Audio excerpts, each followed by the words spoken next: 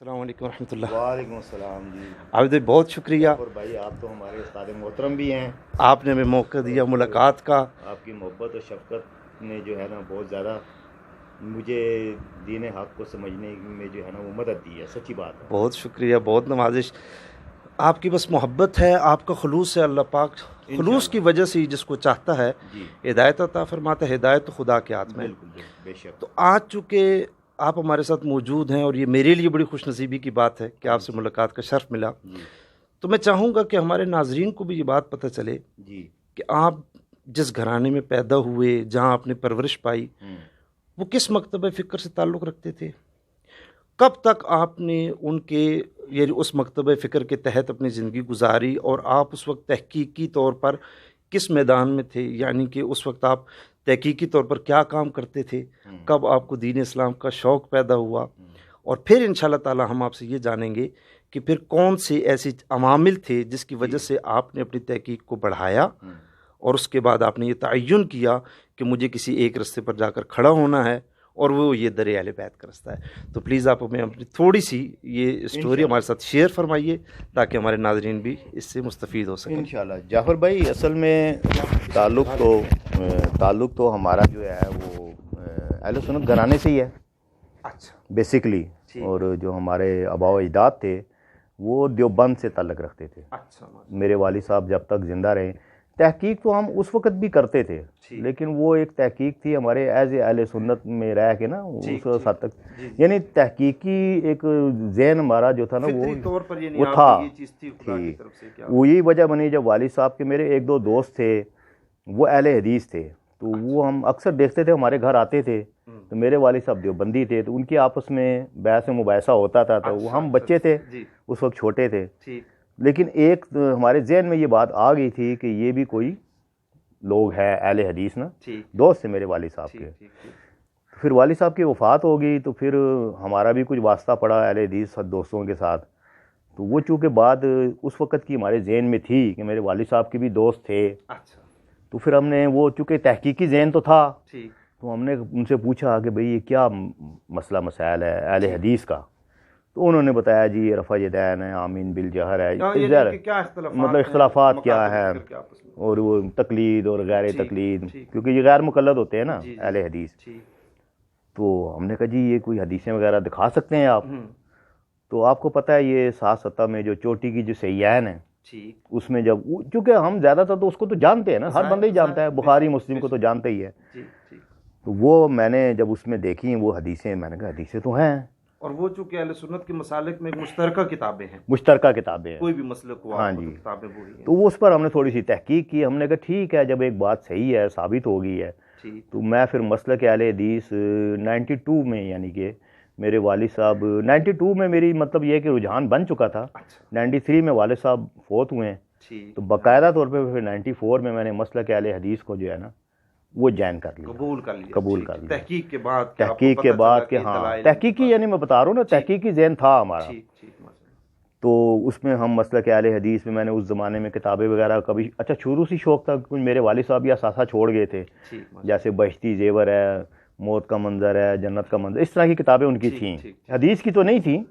لیکن پھر میں نے بعد میں حدیث کی کتابیں خود میں جو ہے نا اس وقت ایک میں نے مخصوص بجٹ رکھا ہوا تھا کہ یہ میں نے صرف اس سے کتابیں لینی ہیں، تو وہ سستا زمانہ تھا، تو اس وقت میں نے تھوڑی تھوڑی کر کے 7 جمع کر لی تھی، تو اس پہ پھر میں تقریباً 22 سال یا 25 سال مسلک اہل حدیث میں جو ہے نا میں نے ٹائم گزارا ہے، اور میں اسی طرح سے مسلک اہل حدیث کے جو عقائد ہیں مشہور و معروف، کتاب و سنت کی وہ بات کرتے ہیں نا، تو کتاب و سنت بیسکلی یہ بات تو بنیادی طور پہ سب کرتے ہیں، سب صحیح بات ہے، یہ دیوبندیوں بھی وہ یہ اتنی کہیں گے کہ ہم کتاب و سنت کے انکاری ہیں۔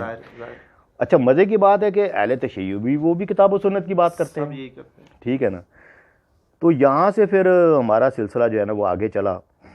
اچھا، جب معذرت میں آپ سے جاننا چاہوں گا کہ جب آپ مکتب اہل حدیث پر داخل ہوئے تو اس وقت وہ کوئی علماء مکتب حدیث کے ایسے تھے جن سے آپ نے ملاقاتیں کی ہوں؟ ہاں بالکل، طالب الرحمان شاہ صاحب کو میں نے زیادہ فالو کیا ہے۔ اچھا ماشاءاللہ۔ اچھا، حافظ عبدالحمید اظہر صاحب، یہ چونکہ ہم وہاں پنڈی شہر میں رہتے تھے نا، تو یہ ہمارے قریب تھے، یہ حافظ عبدالحمید اظہر صاحب جو ہے یہ بہت مشہور شخصیت ہیں، وفات پا گئے، اللہ تعالیٰ ان کی مغفرت فرمائے، یہ خطبہ حج کا جو تھا نا ترجمہ بھی کرتے تھے ریڈیو پاکستان سے، ٹھیک، حافظ عبدالحمید اظہر صاحب جی، اور طالب الرحمان شاہ صاحب، پھر یہ ان کے بھائی تھے کچھ اسلام آباد میں، طیب الرحمان شاہ صاحب. ٹھیک، تو طالب الرحمان شاہ صاحب کے میں کافی قریب تھا کیونکہ ان کی مسجد میں زیادہ جاتا تھا، ٹھیک، وہیں نماز پڑھتا. سب سے پہلے شروع میں میرے جو دوست تھے وہ مجھے انہی کے پاس لے گئے تھے. ٹھیک، تو بڑے جوشیلے خطیب تھے وہ، ٹھیک ہے نا. تو بڑا امپریس ہوا میں. پھر وہ باتیں بظاہر تو جو قرآن و حدیث کی تھی، جی، تو ہم نے کہا یار بات تو یہ ٹھیک ہے. ٹھیک ہے، تو میں نے کوئی زیادہ مزاحمت نہیں کی.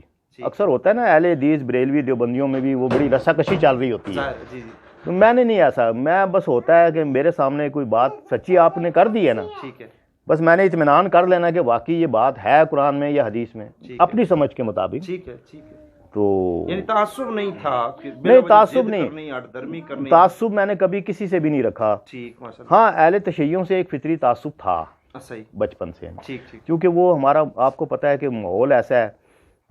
بچپن سے ہم اپنے ماں باپ سے بھی سنتے تھے کہ یہ لوگ صحیح نہیں ہوتے ہیں ایسے وغیرہ. اب کیا اس میں دل آزاری ہوتی. تو وہ ایک تھا ہمارے ذہن میں کہ یار یہ کیا لوگ ہیں. تو بس یہ ایک تھی. پھر ہم انٹرنیٹ پہ آ گئے، پھر یہ سوشل اکاؤنٹ بنایا تو ہم پھر یہاں پہ اسپیس زیادہ تھی، معلومات زیادہ تھی. پہلے تو ہم کتابیں پڑھتے رہتے تھے، یہاں پہ پھر وہ یوٹیوب پہ انجینئر مرزا علی کے کسی نے کہا جی یہ سنیں جی آپ، تو مولانا اسحاق کو سنا. تو یزید کا ٹاپک جو تھا نا وہ پھر میں نے، کیونکہ میں یزید کے حوالے سے تو وہی موقف رکھتا تھا مشہور و معروف جو اہل حدیث کے اندر ہے. ٹھیک ہے. بعض جو ہے وہ سکوت کر لیں گے، بعض جو ہے وہ اگر سکوت نہیں بھی کریں گے تو وہ رحمہ اللہ کہنا شروع کر دیتے ہیں. بعض رحمہ اللہ کے قائل نہیں ہیں، جیسے حافظ زبیر علی زئی ہیں، جی جی جی، لیکن یہ ہے کہ وہ کہتے ہیں ہمارا سکوت کا منہج ہے. جی بالکل. تو وہی تھا ہمارا بھی موقف. صحیح ہے. لیکن جب ہمیں حقیقت پتہ چلی اہل سنت پوائنٹ آف ویو سے، کیونکہ مولانا اسحاق نے یا انجینئر مرزا علی نے تو اہل سنت پوائنٹ آف ویو سے یزید کے حوالے سے بتایا نا، ٹھیک ہے، تو وہ میرا پھر ٹکراؤ پیدا ہو گیا صحیح ہے. اہل حدیث بھائیوں سے. انہوں نے مجھے شیعہ کہنا شروع کر دیا. اچھا، یزید کے عنوان میں بھی شیعہ کہنا شروع یہ یزید کے عنوان میں ہوا ہے. اچھا ٹھیک ہے. میں نے کہا یار کمال ہے، میں تو بیسیکلی شیعہ سے تعصب رکھتا ہوں، یہ مجھے شیعہ کہہ رہے ہیں. تو پھر اس طرح سے وہ حضرت میرے معاویہ، اچھا میں نے کبھی حضرت میرے معاویہ کی کوئی گستاخی وغیرہ ان کی ایز اے صحابی نا میں نے نہیں کبھی. ٹھیک ہے. میں اس بات کا قائل ہوں کہ آپ ادب اور احترام کریں علماء کا بھی. ٹھیک ہے. اگر کوئی بریلوی عالم بھی ہے، اگر ہمیں اس سے ہزار اختلاف ہیں، لیکن وہ چونکہ ایک عالم تو ہے نا، اگر ہم ایک عالم کی عزت نہیں کریں گے تو پھر ہمارے پاس رہ کیا جاتا ہے؟ کچھ بھی نہیں، ختم ہو جائے گا. تو جو مقدسات ہوتے ہیں چاہے وہ اہل سنت کے ہوں اہل تشیعوں کے، یہ شروع سے ہمارے مطلب ہماری ٹریننگ میں یہ چیزیں تھی نہیں. لیکن اختلاف آپ کر سکتے ہیں، علمی اختلاف. تو میں نے ایسی گروپ کے اندر وہ کوئی ایک دو حدیثیں جو انجینئر مرزا علی سے سنی وہ میں نے گروپ میں شیئر کر دی. نہ اس کے اوپر میں نے کچھ لکھا، نہ میں نے نیچے کچھ لکھا. وہ نیچے مجھے کمنٹ آ گئے جی کہ یہ تو رافضی ہو گیا. محال ہے. میں نے کہا یار میں نے بخاری مسلم سے حدیث لگائی ہے، آپ کہہ رہے ہیں رافضی ہو گیا، اس میں رافضی علی کون سی بات ہے؟ یہ تو لکھا ہوا ہے. ٹھیک ہے، جیسے حدیث عمار ہے، ٹھیک ہے، لکھی ہوئی ہے، ہم نے تو نہیں بنائی، مجھے تو اس کی شرح بھی نہیں پتا ہے اس کی شرح کیا ہے. تو وہ میں نے کہا یار یہ تو شیعہ رافضی شیعہ رافضی. پھر انہوں نے مجھے گروپوں سے نکال دیا. تو پھر میں گروپوں سے کافی عرصہ جو ہے وہ آؤٹ رہا. تو پھر میرے ذہن میں یہ ایک سوال آ گیا تھا کہ یار یہ جو کچھ بتا رہے ہیں مولانا اسحاق یا انجینئر مرزا علی، یہ رونا تو شیعہ بڑا عرصے سے رو رہے ہیں، یہ تو آج بتا رہے ہیں، یہ تو ہم ان کی بچپن سے سنتے آ رہے ہیں. ہم تو یہ کہتے تھے یار یہ جھوٹے ہیں، بے ایمان ہیں. تو یہ کیا باتیں ہوئی؟ تو پھر مجھے ضرورت محسوس ہوئی کہ یار یہ ہمیں کسی تشیع سے کوئی ایسا معتدل اور مناسب بندہ ہو جو ہماری کیونکہ شیعت کے اندر بھی آپ کو پتہ ہے غالیت کی اکثریت ہے. تو صحیح بات پتہ کرنا، تو آپ کو پتہ ہے اہل سنت کے اندر بھی اگر صحیح بات آپ کو معلوم کرنی ہو تو 25 رائے آ جاتی ہیں، ٹھیک ہے نا. تو میں پھر فیس بک پہ میری قاسم بھائی کے ساتھ ذکر آ گیا ان کا. فرسٹ میری ملاقات جو ہے نا ان سے، ان کی کسی کے ساتھ چیٹنگ ہو رہی تھی. تو یہ کچھ ان سے پوچھ رہے تھے کہ وصف کے اوپر بات ہو رہی تھی ابو بکر صدیق کے بارے میں نا. ابو بکر صدیق کے حوالے سے قاسم بھائی جو تھے وہ فریق مخالف سے یہ کہہ رہے تھے کہ آپ مجھے ان کے وصف بیان کر دیں. اچھا میں نے کہا یار یہ پتہ نہیں وصف کیا ہوتے ہیں، تو وہ بتا نہیں رہا. صحیح ہے، فریق مخالف جو ہے نا یہ بار بار تقاضا کر رہے ہیں، وہ بتا نہیں رہا. سکوت کا میں نے پھر وہ میسنجر پہ فرسٹ ٹائم ان کو میسیج کیا. میں نے کہا جی ایسے ایسے میرا نام ہے، تو میں نے آپ کی چیٹنگ دیکھی ہے، یہ جو آپ وصف کا مطالبہ کر رہے ہیں یہ وصف ہوتا کیا ہے؟ کیا مطلب آپ پوچھنا کیا چاہ رہے ہیں؟ تو انہوں نے پھر مجھے بتایا کہ میں ان سے یہ جاننا چاہ رہا ہوں کہ آپ حضرت ابوبکر صدیق رضی اللہ عنہ کی کوئی ایسی فضیلت بیان کریں جو ان کو تمام اصحاب میں ممتاز کر دیتی ہے. انہوں نے مجھے یہ سمجھایا. میں نے کہا اچھا یہ آپ تقاضا کر رہے ہیں. تو میں نے چھوٹتے ہی کہا, میں نے کہا جی وہ تو بخاری میں لکھا ہوا ہے کہ مسلح کا امام بنا دیا تھا, اور اس طرح کی اور حدیثیں, وہ بڑھیا عورت آئی تھی تو آپ نے فرمایا تو یہ وہ.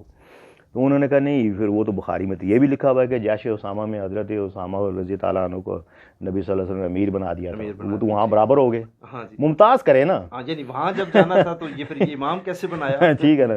میں نے کہا اچھا ممتاز کرتا ہے, یعنی وہ فضیلت وہ یہ کہہ رہے تھے کہ ایسی فضیلت بیان کرے جس میں وہ ممتاز ہو جائے دوسروں کے پاس وہ چیز. ٹھیک ہے نا. اگر میں نے کہا جی وہ تو اپنا گھر کا سارا سامان لے آئے تھے, تو انہوں نے کہا وہ تو حضرت خدیجہ نے بھی اپنا بڑا مال دے دیا جی, اور دیگر بھی صحابہ کرام. تو یہاں سے پھر ہمارا جو ہے نا میری پھر ان کے ساتھ دیا. میں نے کہا اچھا میں آپ سے بات چیت کر سکتا ہوں؟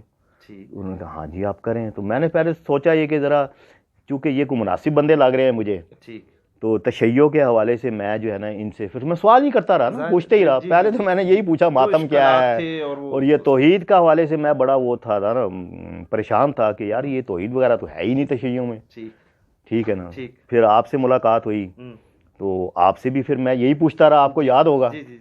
ٹھیک ہے نا. تو یہاں تک پھر ہمارا سلسلہ پہنچا ہے. تو میں پھر یہ ہے کہ تحقیق کرتا رہا. پھر مجھے تھوڑا کانسیپٹ کلیئر ہو گیا تشیع کا کہ نہیں ایز اے منہج ایسا مسئلہ نہیں ہے, وہ غلط العام تو سب جگہ ہوتے ہیں, سب جگہ جو عوام الناس کرتے ہیں, عوام الناس میں ہوتے ہیں نا, مذہب سے تو کوئی تعلق تو نہیں ہوتا. ایز اے منہج اہل تشیع ان کے اصول اربعہ کی کتابیں ہیں, عقائد کی کتابیں ہیں, توحید کے اوپر ان کا مفصل نہج البلاغہ میں نے توحید کا بیان فرسٹ ٹائم پڑھا نا, تو میں بڑا حیران رہ گیا.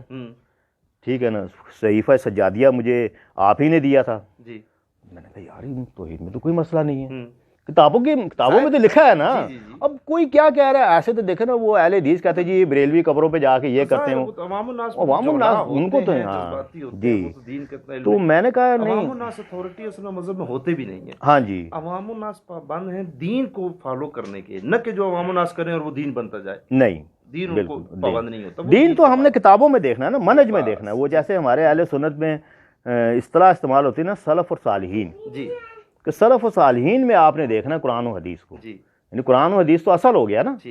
اچھا یہی کانسیپٹ ہم نے جو ہے نا وہ اہل تشیع میں بھی دیکھا کہ سلف و صالحین جو ہیں ائمہ معصومین سے وہ چلتے ہیں. تو ہم نے کہا کانسیپٹ تو ٹھیک ہے ان کا, کانسیپٹ تو ٹھیک ہے, وہاں چیزیں توحید بھی ہے, سنت بھی ہے. اچھا بدعت سے بڑی بیزاری بھی کرتے ہیں یہ, ٹھیک ہے نا, اسی طرح سے شد و مت کرتے ہیں یہ. اچھا پھر غالیوں کے حوالے سے بھی میں نے پھر پوچھا, آپ سے بھی پوچھا, تو آپ نے کہا ہمارے ہاں تو نہیں ان کو مطلب یہ ہے کہ ہمارے ہاں تو فتوے بھی دیے ہوئے ان کے بارے میں, یہ علی جل جلالہ کا جو عقیدہ رکھتے ہیں. تو یہ پھر مجھے کانسیپٹ کلیئر ہو گیا کہ یار یہ منہج ایز اے منہج تو ٹھیک ہے. اب رہ جاتی وہ چیزیں کہ شیعہ سنی آپس میں جو اختلاف ہے. ماشاءاللہ, یہ آپ کا یعنی ایک ہمیں مختصر سا تعارف مل گیا کہ کس طریقے سے آپ تحقیق کے مراحل سے گزرے, بالکل, اور کس طریقے سے آپ مکتب اہل بیت کے افراد سے متمسک ہوئے, جس طرح سوچ رہے ہیں بتا. اب ہم انشاءاللہ تبارک و تعالیٰ آپ کو تھوڑی اور زحمت دیں گے اور آپ سے اس کی کچھ اور تفصیل معلوم کریں گے انشاءاللہ. ضرور, بہت شکریہ, آپ ہمیں اپنا وقت دے رہے ہیں انشاءاللہ, اور انشاءاللہ آپ کی گفتگو سے ہم بھی مستفید ہوں گے اور لوگ بھی مستفید ہوں گے. بالکل, جزاک اللہ.